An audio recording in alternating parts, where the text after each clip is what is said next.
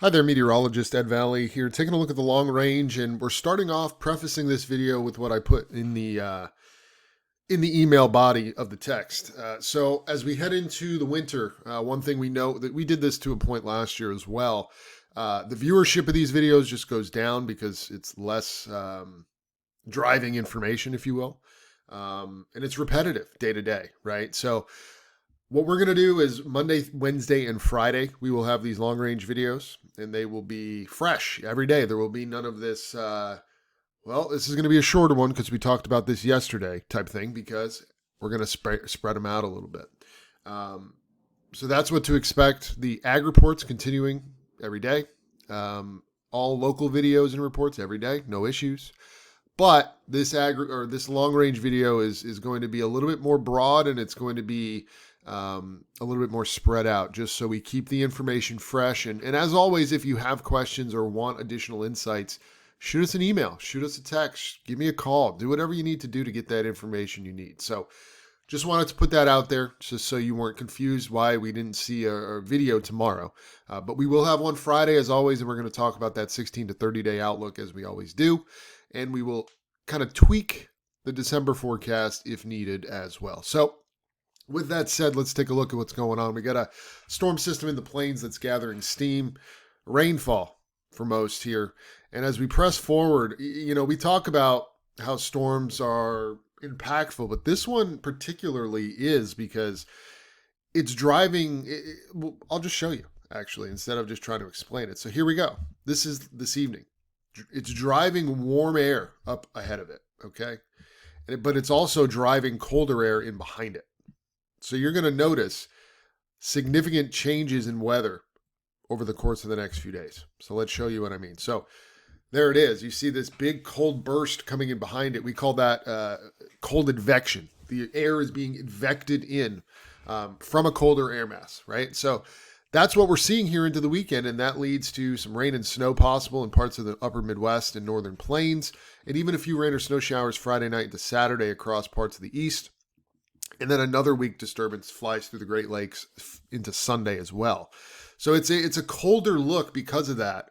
And you can see it pretty well when you look at temperature anomalies. So obviously today and tomorrow are pretty warm, but watch what happens as we head into Friday and Saturday. We get a nice burst of colder air, but look at how it kind of lingers here into the beginning of next week. But over time, this is what the meat of this video will be about. You're seeing warmer air replace it, right?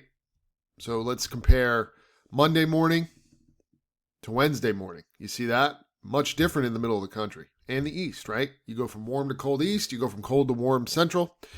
And honestly, if you look west, you go from warm to cold west. So what we're seeing here is a classic up and down pattern. And you might be saying, well, what the heck does that mean? Well, we want to look at our teleconnections for this.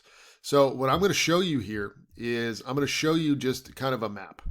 And I'm going to circle a couple areas, and that's where the domain of these teleconnections run from. So the first one we're going to discuss is the North Atlantic Oscillation, the NAO. Basically, you're looking at Eastern Canada up into Greenland, and this is the domain. So if you have higher heights, it's going to be a negative oscillation value. Lower heights, positive oscillation value. So you're seeing a lot of blue. That's lower heights. That would be a positive value valid today. So let's see where we're at. There it is. Positive value. You see that? Going negative over time next week, then back positive. So one would expect here these blues in Greenland to briefly be replaced by orange. Is that what we're going to see? Let's see. Let's see. There it is, right here. Some orange showing up. But again, it's fleeting. That's the key. It's fleeting. There's a lot of ups and downs in this pattern. So that's pattern number one. Number two, we can look at what we call our PNA, Pacific North American Oscillation. That basically examines Western North America. You have a ridge here. It's a positive PNA. You have a trough. It's a negative PNA. For cold, you want a positive PNA. You also want a negative NAO. So when you see this positivity, brief negative for NAO and then positive again, that's not a cold signal, really. PNA, it's the opposite, right? So you want a positive PNA. We're seeing that coming up, but then it goes back negative for a time. So that's the second thing we're looking at here. Now, the EPO, that's the other thing we're looking at here, and I'm going to actually pull that up as well. There it is. You want a negative EPO for cold. Positive is usually warm, and the area of concern here is up near Alaska. So this type of look would yield a positive EPO with all the blue. So when you see it positive like it is, that makes a lot of sense. But see how it's trending downward? And you notice the trend here is actually for a lesser negative EPO. So these were the runs a few days ago. These are the new runs. So you're seeing the negative signal back off a little bit. What does that mean? Well, that takes kind of the ceiling of this cold risk down a little bit, right? So all of these together certainly do not paint a very bullish picture when you look at the cold risk. Now, supply is tight, of course, but again, the idea here of some troughing, some ridging, and then more troughing over time through day 15. This day 15 look for cold doesn't exactly make me warm and tingly because you see these blue heights near Greenland and near Alaska on the EPS, on the GEFS, and on the Canadian ensemble. So while there are going to be intrusions of colder air, you can see it here. If you look at the 7-day anomaly from the 8 to 15 day, that takes us through about Thanksgiving. You notice there's cold, not extreme cold, but there's cold. So there is going to be a much colder back half of November compared to what we started with. However, I think the ceiling has made its bed because as long as these oscillations are, well, oscillating, it's hard to really lock into a specific pattern. So what does that mean? Well, it looks like this week ahead is going to be on the wetter side north, and into the second week, there's going to be variable precipitation. But from a temperature's perspective, you can see we're trending colder now.